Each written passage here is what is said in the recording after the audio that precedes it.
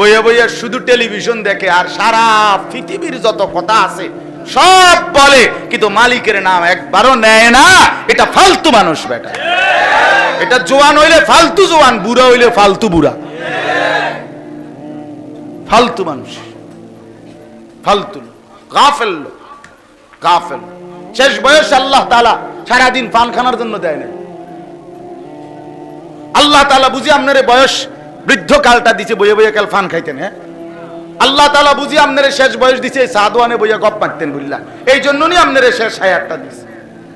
শেষবারের মতো মানুষ পরীক্ষায় 3 ঘন্টা যে পরীক্ষা দেয়, প্রথম 2 ঘন্টায় যে দূর লেখে, শেষের 1 ঘন্টায় যেই কোনো ছেলে মেয়ের জিজ্ঞাসা করে দেখেন, শেষের 20 মিনিট, শেষের 30 মিনিট, শেষের 40 মিনিট সে আগের 2 ঘন্টার চাইতে বেশি লেখে।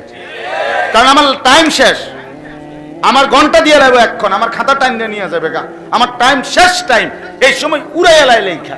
ও মায়া বেটা বইয়া বইয়া বন খায়, বিড়ি খায় বইয়া বইয়া, পান খায়, চা খায়, গপ মারে বইয়া বইয়া।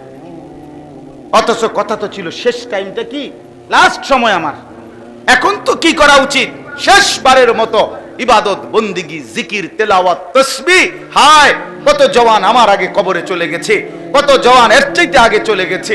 আমারে তো আল্লাহ তাআলা 50 বছর হায়াত দিছে, 60 বছর হায়াত দিছে। আমার কি পরিমাণ কদর করা উচিত ছিল বলে, কি পরিমাণ কদর করা উচিত ছিল। মোটেই কদর করে। বয়স্ক লোকরা একদম কেমন জানি নির্জীব হয়ে থাকে, শেষ বয়সটা শুধু শুধু নষ্ট করে দেয়। উচিত হলো আল্লাহ তাআলার ইবাদত তুমসে শেষ দিকে আরো বেশি করা। আল্লাহ তৌফিক দান করে। আপনি বলবেন শরীর দুর্বল, আপনি বলবেন শরীর কুলায় না, ঠিক আছে আমি মানি শরীর দুর্বল, বয়স হয়ে গেছে, কিন্তু মুখে জবানে আওয়াজ ছাড়া, কলিজা দিয়া শব্দ ছাড়া, অথবা একেবারে শব্দ নিঃশব্দ বা হালকা শব্দে আল্লাহর জিকির, এটাও কি করা যায় না? কথা বলে, আপনি শুয়েই থাকেন না, আপনি শুয়েই থাকেন, কাইতেই থাকেন, হেলান দিয়েই থাকেন, আপনি এই শুইতে শুইতে আপনি ভিতরে ভিতরে সুবহানাল্লাহ, আলহামদুলিল্লাহ, আল্লাহু আকবার, লা ইলাহা ইল্লাল্লাহ এগুলো পড়েন। এটা পড়ে না, এগুলো পড়তো না। ফান দাও আর একটা ফান, বন দাও আর একটা, উদাকেল বন খাইব আর ফান খাইব। কথা বুঝছেন না?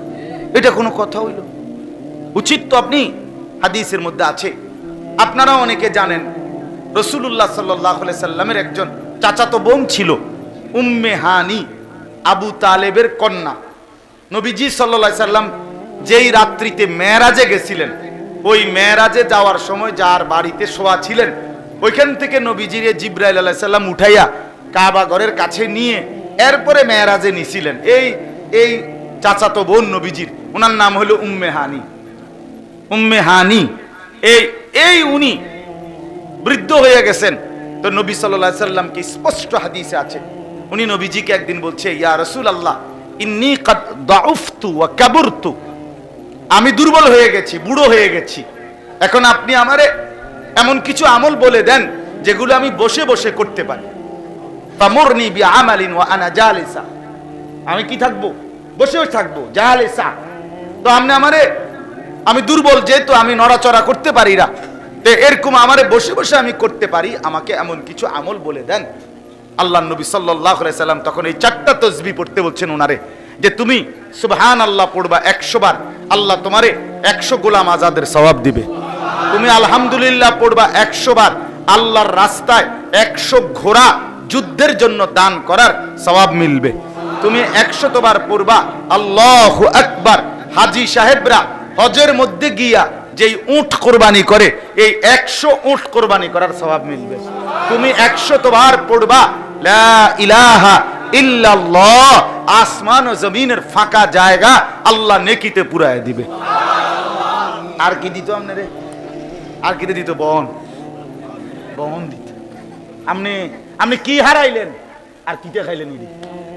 হ্যাঁ, 100 বার সুবহানাল্লাহ পড়লে আপনি যা পাইতেন, আপনি এইটারে শেষ করে দিলেন বন রুটি দিয়া, জিন্দিগিরে রুটি বানাইলেন।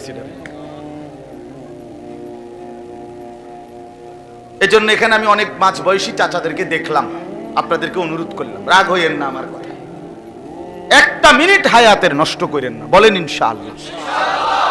রাসূলুল্লাহ সাল্লাল্লাহু আলাইহি ওয়াসাল্লাম বলছেন, আল্লাহ তাআলা যাকে, মুসলিম শরীফের হাদিস, আমি বহুবার বলছি, নবীজি বলছেন আল্লাহ তাআলা যাকে দীর্ঘ হায়াত দিতে দিতে 60 বছর পর্যন্ত পৌঁছাইছেন, আল্লাহর কসম নবী বলেন, যদি 60 বছর বয়স্ক কোন লোক আল্লাহর নাফরমানি ছাড়তে পারে নাই, জাহান্নাম থেকে নিজেকে বাঁচাইতে পারে নাই, আল্লাহর ইবাদত করে জান্নাতের পুঁজি কামাই করতে পারে নাই, আল্লাহর নবী সাল্লাল্লাহু আলাইহি সাল্লাম বলেন, হাসরের ময়দানে ওই ব্যক্তিকে দাঁড় করিয়ে আল্লাহ তাআলা কোনো কথা বলার সুযোগ দিবেন না, বরং দাঁড় করাইয়েই ফিরা শুরু করবে। খাড় করাইয়ে ফিরা, দাঁড়াইলেই আল্লাহ বলবে ফেরেশতারে ফিরো, চাচারে ফিরো, হ্যাঁ হ্যাঁ চাচারে ফিরো, চাচা